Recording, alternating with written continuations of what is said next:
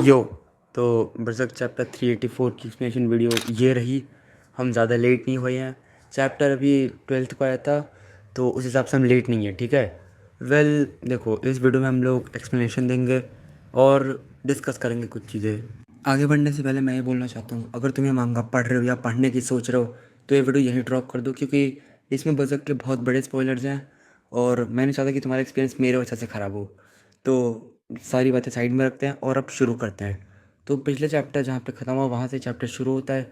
Guts एक cocoon में trapped है, जो कि वो पिछले चैप्टर में हो गया था और अभी वो एस्ट्रल वर्ल्ड में समा रहा है, ठीक है।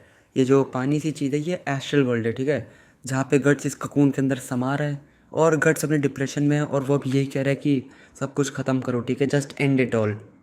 आगे गट्स कहता है कि might as well return back where it all started.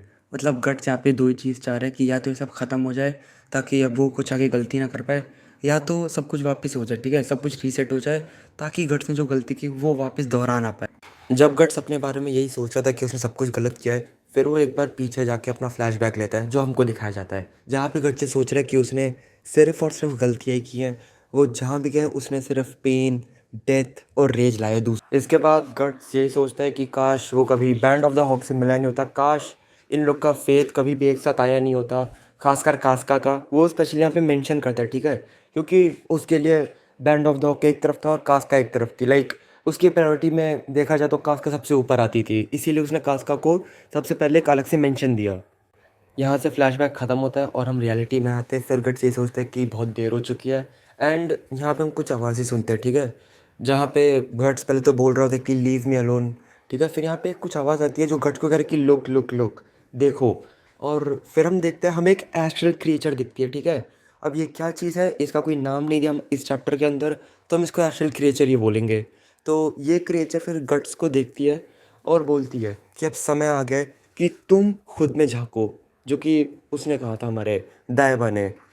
जैसे ही ये क्रिएचर गट्स को कहती है कि लुक इनटू योरसेल्फ, गट्स को एक लाइट की तरह फ्लैशबैक आता है, जहाँ पे गट्स को अपनी पूरी लाइफ रीबूट होते हुए दिखती है, जहाँ पे हम उसकी मदर की डेड बॉडी देखते हैं जो कि लटक रही है, हम उसके स्टेप फादर को देखते हैं, हम उसकी स्टेप मदर को देखते हैं और ये सब चीज़ें हमको दिखाई जाती हैं। और जैसे ही ये फ्लैशबैक ख़त्म होता है, ये क्रिएचर गट्स को कहती है you are among the dead. मतलब कि आप लोग ये बताना चाह रहे हैं कि जब तुम पैदा हुए थे तो तुम्हारी मदर की डेथ हो गई थी, तो मतलब तुम एक मुर्दे ही हो, ठीक है, क्योंकि तुम एक मुर्दे से पैदा हुए हो। ये बोलने के बाद वो क्रिएचर आगे बोलती है कि सिंस तुम एक मुर्दे से पैदा हुए हो तो तुम्हारी बॉडी का कुछ हिस्सा, यानी कि तुम्हारी सोल, सीधा तुम्हारी सोल का कुछ हिस्सा एस्ट्रल वर्ल्ड में आता है और कुछ हिस्सा रियल वर्ल्ड में आता है। तो इसका मतलब कि ये नहीं है कि तुम एस्ट्रल वर्ल्ड के या रियल वर्ल्ड के हो, तुम सब कुछ हो, यू आर एवरीथिंग। इसके बाद गट्स फाइनली इस तालाब से वापस उस स्टूपा में आता है, ठीक है। फाइनली गट्स अब यहाँ पे आज़ाद हो गया है उस स्टूपा के अंदर, अब वो किसी ककून में नहीं है। खैर, जैसे ही गट्स यहाँ पे आज़ाद होता है, वो क्रिएचर यहाँ पे फिर कहती है कि तुम एक औरत की लाश से पैदा हुए हो तो तुमको तो पता ही होना चाहिए था कि आधी बॉडी तुम्हारी जो है, यानी कि तुम्हारा आधा सोल जो है वो एस्ट्रल वर्ल्ड को बिलोंग करता है। फिर यहाँ से हमारा लास्ट पैन आता है जहाँ पे गट्स और ग्रिफिथ का एक पैरेलल दिखाया गया है, ठीक है। आधा साइड गट्स का है, आधा ग्रिफिथ का है, जहाँ पे बोला गया कि तुम दोनों एक तरह से सेम ही हो, क्योंकि तुम दोनों दोनों वर्ल्ड में आते हो। लाइक ग्रिफिथ क्योंकि ऐसा है कि वो गॉड हैंड बन चुका है और उसका रीबर्थ भी हो चुका है, तो वो एस्ट्रल वर्ल्ड में भी है और यहाँ पे ह्यूमन वर्ल्ड में भी है। और गट्स का हमने अभी जस्ट देखा कि गट्स की आधी सोल एस्ट्रल वर्ल्ड को है और आधी सोल रियल वर्ल्ड को है। अब देखो, ये एक बहुत अमेजिंग चैप्टर था, ठीक है। यहाँ पे हमको इतनी बड़ी डिटेल बताई गई गट्स के बारे में। इस डिटेल के अलावा हमारी जो प्रिडिक्शन वाली वीडियो थी उसकी दो प्रिडिक्शंस थी और एक जो ही गट्स का रीबर्थ होगा वो यहाँ पे सही हो गया, ठीक है, क्योंकि ये एक तरह का रीबर्थ ही है। गट्स को अपने बारे में इतनी बड़ी चीज़ पता चली है, क्योंकि यही है कि वो ना तो इस वर्ल्ड का है ना तो उस वर्ल्ड का है, वो दोनों का मिक्स है और ग्रिफिथ की तरह वो सब कुछ है, ही इज़ एवरीथिंग। अब अगला चैप्टर 26 को आएगा। हमें शायद इस बार श्रेया को दिखाया जाए कि वो आखिर वहाँ पे पहुँची तो उसने क्या किया। आई डोंट थिंक अभी दिखाया जाएगा, क्योंकि अभी मेन फोकस गट्स पे ही रहेगा और हमें दिखाएंगे कि वो ये जान के क्या करेगा।